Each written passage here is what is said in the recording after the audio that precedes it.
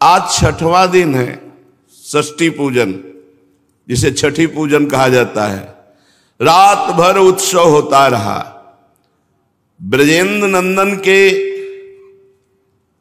जन्म का उत्सव अभी संपन्न नहीं हुआ कि छठी उत्सव आ गया। इतना लंबा उत्सव, रात दिन, न बाबा सोए न ब्रजवासी सोए। ब्रजवासिनी गोपीजन सब गोपों को आंगन से बाहर करे, छठी पूजन होगा। सुंदर चौक पूरी गई, बीच में गाय के गोबर से छठी देवी की रचना हुई। सब देवी देवता जिनके अंश से प्रकाशित हैं, उनका मंगल करने के लिए छठी पूजन हो रहा है। ब्राह्मण लोग बुलाए गए। वो षष्ठी पूजन में सबसे पहले गणेश जी का पूजन कराते हैं। छठी पूजन करके हीरे मोती रत्नों को लुटा रहे हैं। बड़ी भीड़ लगी है बूढ़ी ब्रज गोपियों की। हम भी छठी पूजन लाला के लिए करेंगे। फिरी फिरी ग्वाल गोप सब पूजत अरु पूजत ब्रज नारी। श्री विठ्ठल गिरधर चिरजीवो मांगत ओली पसारी। सब ब्रजवासी जन विधाता से एक ही बात मांग रहे, लाला चिरंजीवी भव, लाला चिरंजीवी भव। सब ब्रजवासियों का आशीर्वाद, जगत को आशीर्वाद देने वाले प्रभु के ऊपर लगा। सब बूढ़े बड़े जो छठी पूजन में आया है, सब लाला को आशीर्वाद। हम भी हृदय से लाला को आशीर्वाद देते हैं, लाला के नाम के बल से। लाला के नाम के बल से ही लाला को आशीर्वाद देते हैं। और सही पूछो तो लाला जिनके अधीन है, उन लाली के बल से लाला को भी आशीर्वाद देते हैं और लाली को भी याद। चिरजीवो भूतल यह जोरी। चिर पूतना को कंस बहुत जानता था कि बड़े बड़े देवताओं को भी चुटकी में मीस देने की सामर्थ्य रखने वाली पूतना है। जब उसको पता चला कि मेरे मारने वाला पैदा हो चुका है, उसको पूरा विश्वास हो गया। देवर्षि नारद जी ने कहा था, ब्रज के नंद गोपादि ये सब साधारण मनुष्य नहीं, ये सब भगवत पार्षद है। इसका मतलब अगर कहीं भी अवतार हुआ होगा मेरे मारने वाले का, तो ब्रज में ही हुआ होगा, क्योंकि बाबा साधारण पुरुष नहीं है। जाओ, पूतना को कहा ब्रज मंडल के समस्त बालकों को मार दो जो 10 दिन के अंदर प्रकट हुए हैं।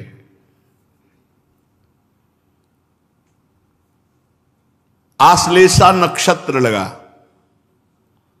संध्या का समय। ये विष घटिका का नक्षत्र है। इसमें राक्षसों का बल बढ़ता है, मृत्यु योग इसमें उपस्थित होता है। आश्लेषा नक्षत्र, विष घटिका की वेला, संध्या समय। निशाचरी पूतना, विशाल शरीर,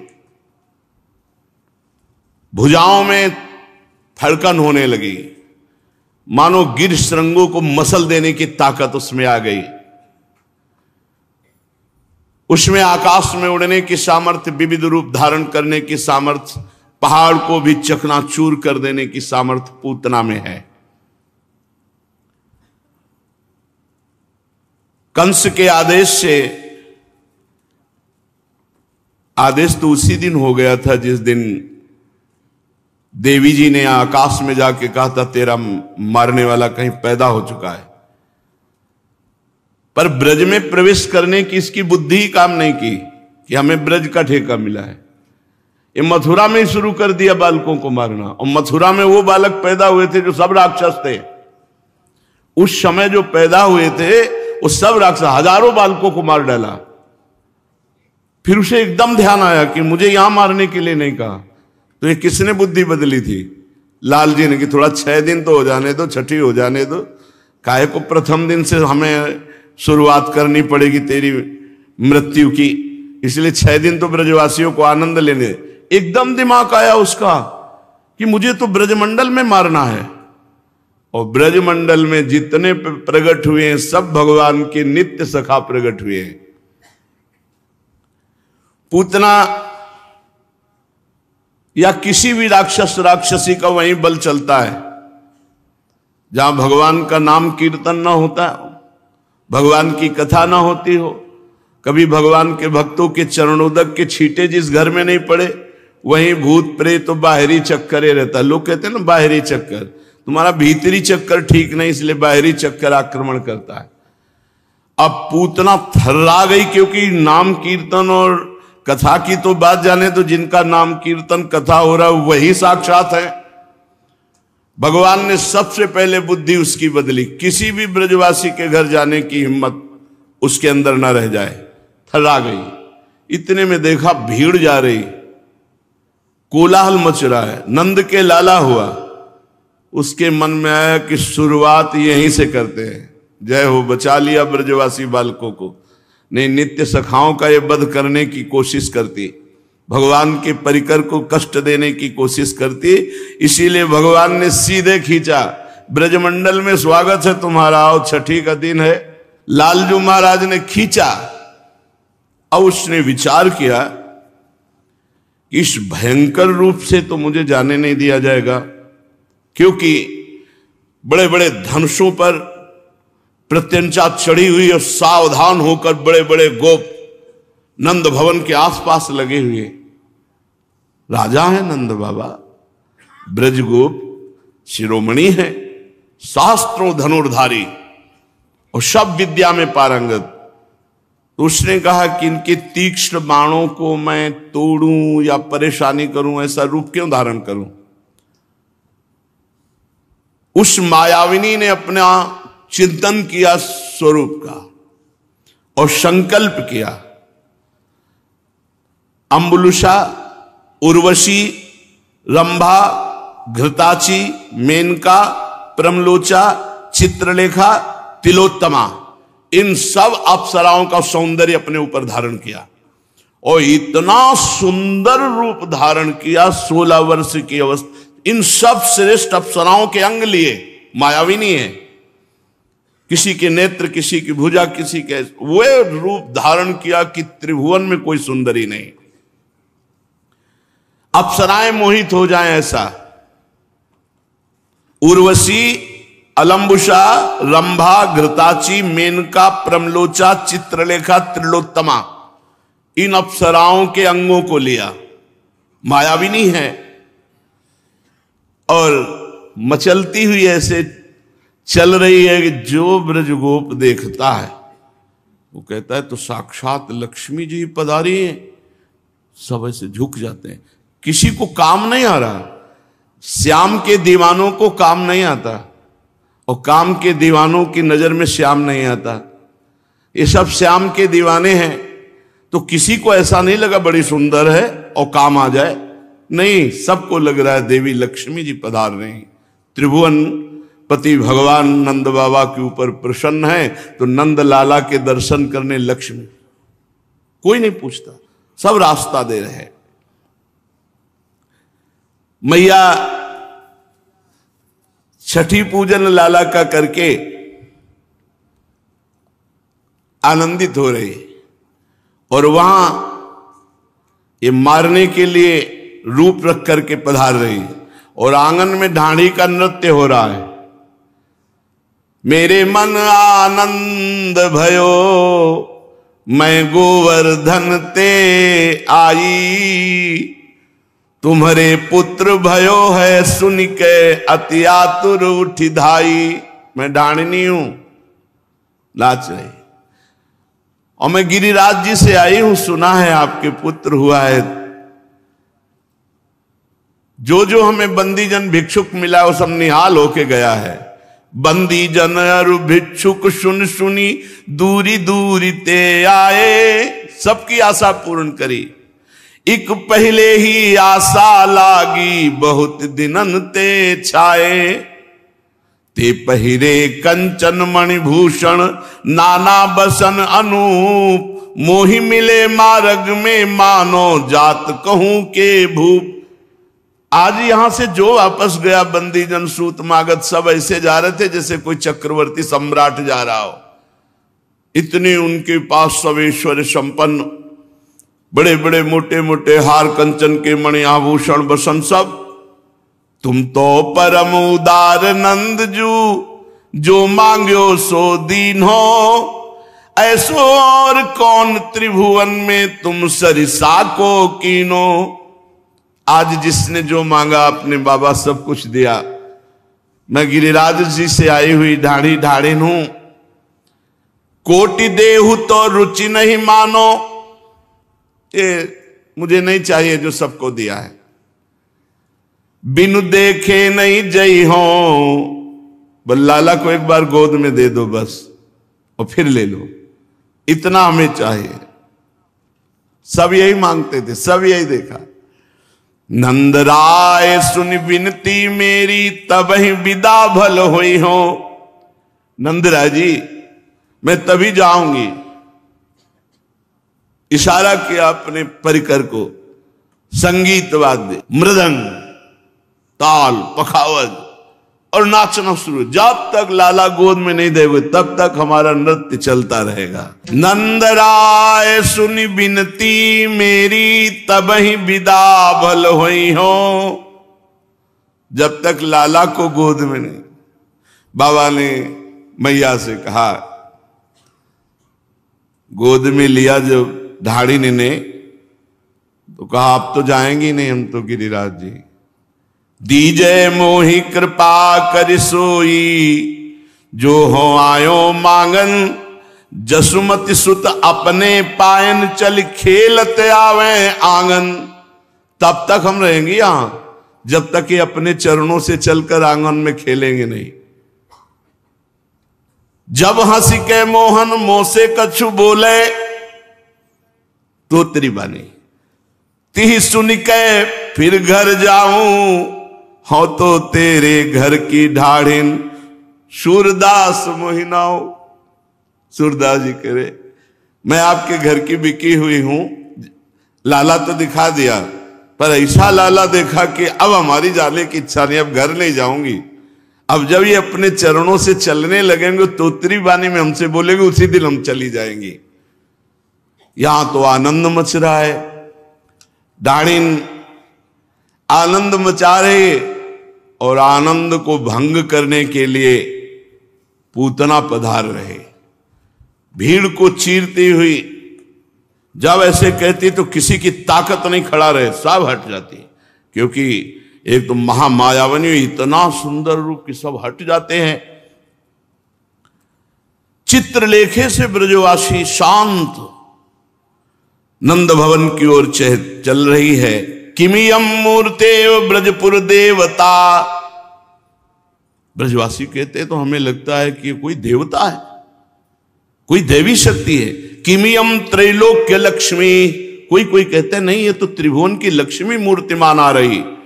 किमिय मनुम्ब धरा तडिन मंजरी। ऐसा लगता है बिजली ने रूप धारण कर लिया है। किमियम निष्कुमुद बांधवा कौमुदीति। ऐसा लगता है कि कोटि चंद्रमाओं ने एक रूप धारण कर लिया है, जो रमणी बनकर नंद नंदन के दर्शन करने जा रहे हैं। नंद भवन की ओर सशंकित दृष्टि से गोपनाओं, जो गोप की पत्नियां थी, उन्होंने देखा तो उनकी दृष्टि में कुछ ठीक नहीं लग रहा है। तो सुंदरी पर इसका भाव ठीक नहीं लग रहा, पर बोलने की हिम्मत किसी की नहीं। हटी ही की रूप मोहिनी धरि ब्रज आई। अद्भुत साज सिंगार मनोहर असुर कंस दे पान पठाई। कुछ विष बाटी लगाई कपट करी बाल घातनी परम सुहाई। बैठी हुती जशोदा मंदिर।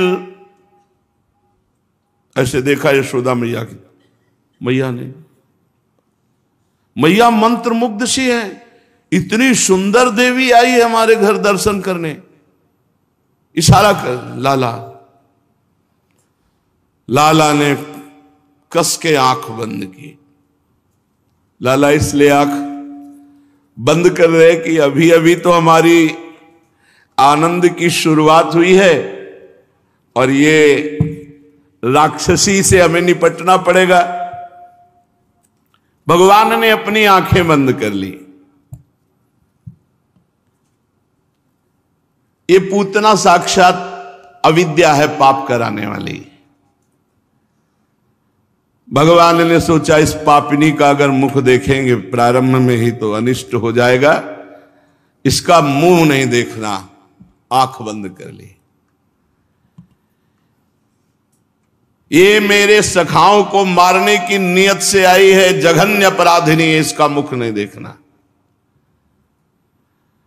और इस जन्म में इसने कोई साधन नहीं किया, पूर्व जन्म में इसने कोई भजन नहीं किया, पर माता का भाव लेकर मेरे सामने आ रही है, अर्थात स्तनपान कराएगी। अगर मैंने मुख देख लिया तो दया ना आ जाए, इसलिए भगवान ने आंख बंद कर ली। भगवान ने अपने मन में विचार किया कि आखिरकार ये दूध ही तो पिलाएगी, जहर भी है तो क्या दुग्ध तो पान कराएगी। ये मेरी मां का पहला काम कर रही है, इसलिए देखा तो दया आ जाएगी। और भगवान के उदर में असंख्य ब्रह्मांड वास करते हैं और ये हलाहल विष लगा के आई है, इसलिए भगवान ने नेत्र बंद करके भगवान शंकर से कहा कि पी हम रहे, संभालो तुम, क्योंकि हमारे उदर में अनंत ब्रह्मांड वास करते हैं। एक बार विश्व के चराचर प्राणियों की रक्षा के लिए समुद्र मंथन का हलाहल विष पिया था। तो देखो महाराज, विष पीने का अभ्यास आपको है और दूध पीने का, माखन खाने का हमारा, वो तो हम काम करेंगे, शेष काम आप करो। इसलिए भगवान शंकर का ध्यान करने लगे। भगवान श्री कृष्ण ने विचार किया कि ये ब्रजवासी जन माखन मिश्री खवाते और छठी के दिन जहर पिलाने आई है, ये बहुत दुष्ट है। अरे छठी का दिन था, उत्सव मना ले, हलाहल जहर, और मैं स्वतंत्र ईश्वर हूं, लेकिन इसको बहुत अच्छी गति दूंगा। जो चंद्र मार्ग और सूर्य मार्ग दोनों से नहीं प्राप्त होती, उत्तरायण और दक्षिणायन से।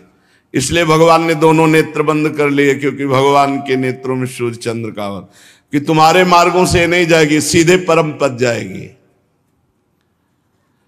भगवान ने सोचा कि पूतना के जो नेत्र हैं तो हमारे ही तो दिए हुए हैं, कहीं नेत्रों में नेत्र मिल गए तो ये भूल जाएगी जहर पिलाना, पक्का भूल जाती। लालजू के नेत्रों में नेत्र मिलते तो आकर्षण करके वहीं लौट जाती प्रेम में। भगवान ने कहा इसको प्रेम नहीं, परम पद तो दे सकते हैं, प्रेम नहीं दे सकते। इसलिए भगवान ने अपने नेत्रों को बंद कर लिया। श्री कृष्ण नेत्रों में धर्म विराजमान है और धर्म का मूर्तिमान स्वरूप महाराज निमि विराजमान है सबके नेत्रों में। भगवान ने कहा इन धर्म नेत्रों से इसको देखना उचित नहीं, इसलिए नेत्र बंद कर लिए। इसका एक और नाम है बकी, पूतना का नाम बकी है। तो भगवान ने कहा मेरे नेत्र तो राजहंस हैं, बगुली क्यों देखे, इसलिए नेत्र बंद कर लिए। भगवान मेरे नेत्रों का प्रभाव है, नेत्र पड़ते ही, दृष्टि पड़ते ही जीव जीवत्व को भूल करके अपने स्वरूप में आ जाता है, और ये जो काम करने आए इसका काम नहीं हो पाएगा, इसलिए भगवान ने नेत्र बंद कर लिए। जैसे रामावतार में ताड़का, कृष्णावतार में पूतना। ये अविद्या है, अविद्या माया। श्री कृष्ण के मन में बात आई कि यदि करुणा दृष्टि मेरी हो गई तो उग्र दृष्टि होगी नहीं, अगर उग्र दृष्टि हो गई तो ये भस्म हो जाएगी, नजदीक आ ही नहीं पाएगी, इसलिए दोनों दृष्टि नहीं देनी, बंद कर लिया।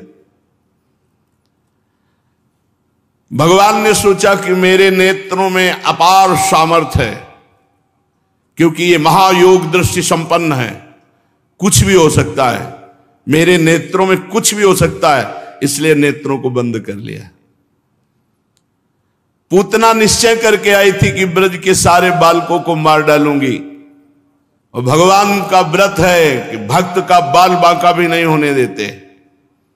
इसलिए लीला शक्ति ने सीधे नंद आलय में प्रवेश करवाया।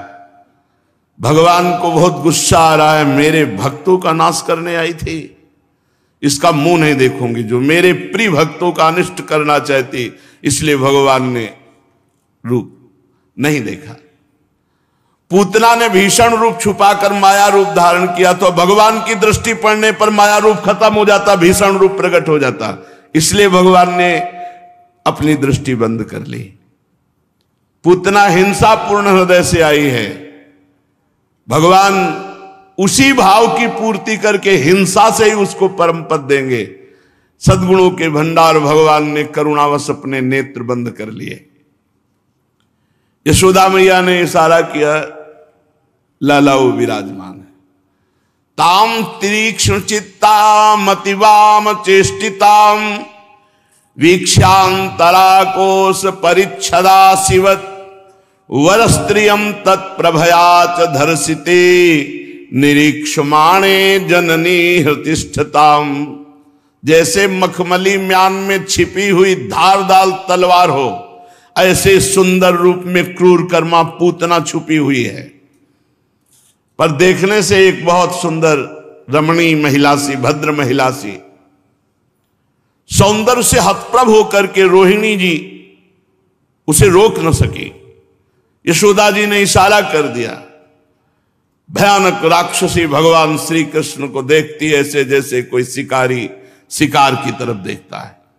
भगवान आंख मूंदे शांत पड़े हुए वो भगवान को गोद में उठाती है और जल्दी से अपने स्तनों को खोलती है, भगवान के मुख में डालती है। बड़ा भयंकर भाव है, लेकिन परम पवित्रता भगवान से जुड़ गई। अपने वक्षा स्थल के दुग्ध को भगवान के श्रीमुख में दिया, हलाहल विष लगा हुआ है। भगवान ने जय महादेव, पियो विष, हम तो दूध पी रहे हैं। तो जहां हरि वहीं शिव, जहां शिव वहीं हरि, शिव कल्याण मोक्ष परम पद। बाल कृष्णचंद्र जी ने दोनों हाथ से उसका स्तन पकड़ा और छाती में चरण लगाए। एक कितना सौभाग्य, कितना सौभाग्य। मुनि मन ध्यान धरत लई पावत। दोनों चरण कमल छाती पे से लगा, एक स्तन पकड़ा, एक यहां चरण कौन, यहां चरण कौन, कस के पकड़ा और पीने लगे। भगवान तो दूध पीने लगे, शिव जी जहर पीने लगे और क्रोध प्राण पीने लगा, क्योंकि क्रोध को साथी बनाया। भगवान करुणा की मूर्ति, बड़े करुणा की मूर्ति। देखो, इसको नरक मिलना चाहिए था, क्योंकि भगवान को मारने आई है तो इसको तो बहुत कष्ट मिलना चाहिए था। अब पूतना ने देखा कि घबराहट पैदा हो गई और भगवान के जेब ही चरण पड़े तो सुंदर रूप गायब। भागियो, 6 कोस का, 6 कोस 18 किलोमीटर भयंकर रूप पूतना का। छोड़ दे, छोड़ दे, पूरा ब्रज कांप रहा है, ऐसी आवाज, छोड़ दे, छोड़ दे। बाल बिखरे हुए भयंकर रूप, गोपियां गोप सब थर्रा गए। भगवान प्राणों का आकर्षण कर रहे, बार बार हाथ पैर पटक करके रो रहे, नेत्र उलट गए, पसीना से लथपथ हो गई, भारी चिल्लाहट भयंकर, छोड़ दे, छोड़ दे। पृथ्वी अंतरिक्ष डगमगा उठा, ऐसा लगा वज्रपात हो गया, ऐसे चीख रही थी पूतना। बड़ी पीड़ा निशाचरी पूतना के स्तनों में हुई। वो अपने को छिपा न सकी, राक्षसी रूप एक क्षण में भगवान ने प्राणाकर्षण कर लिए। बाल बिखर गए, हाथ पांव फैल गए, जैसे इंद्र के वज्र से घायल वृत्तासुर गिर पड़ा हो, वैसे ही वो गोष्ठ में गिर पड़ी। 6 कोस के सारे वृक्ष नष्ट कर दिए, खुद मरी और उजाड़ मचा दिया। वृक्ष जो ब्रज के परम पवित्र 6 कोस के, क्योंकि 6 कोस का शरीर, बड़ा भयंकर स्वरूप उसका। पहले तो इतना सुंदर, मुंह के जो दांत थे ऐसे हल जैसे बड़े बड़े नो, नथुने ऐसे पहाड़ की गुफा जैसे, स्तन जैसे कोई पहाड़ की चोटी हो, लाल लाल बिखरे हुए बाल, आंखें अंधकूप के समान भयंकर भूरी, मोटी मोटी जांघें जैसे नदी के पुल हों बड़े बड़े, ऐसा बड़ा पेट, और छोटे से बाल गोपालिस। गोपी गोप सब डर गए, सबके कान फट गए, क्या हुआ? भागे सब, जो प्राण प्रिय लाला को मानने सब भागे। 6 कोस भागना पड़ेगा ना, छाती कहां होगी जहां भगवान होंगे, तो सब भागे ब्रजवासी जन। जैसे तैसे सब भाग कर वहां पहुंचे, दौड़ करके श्री कृष्ण को राक्षसी के वक्षा स्थल से उठाया। उतना को वो गति मिली जो यशोदा मैया को। कितने हमारे कृपाल भगवान है। जब वैर से अपना दुग्ध पान कराया तो जो गति यशोदा मैया को मिलनी वही गति पूतना को हमारे लालजू ने दी। यदि प्यार से बढ़िया मिश्री डाल करके दुग्ध पिलाओगे तो कौन सी गति दुर्लभ रह जाएगी। इसीलिए कहते हैं घर में सेवा विराजमान करो सब लोग। छोटे से ठाकुर जी ठाकुराइन विराजमान है, एक गिलास में 200 ग्राम दूध, थोड़ी मिश्री या चीनी डाल ऐसे प्यार से पिलाओ। कभी भोग लगा रहे हो ना, अपने हाथ से पवाओ।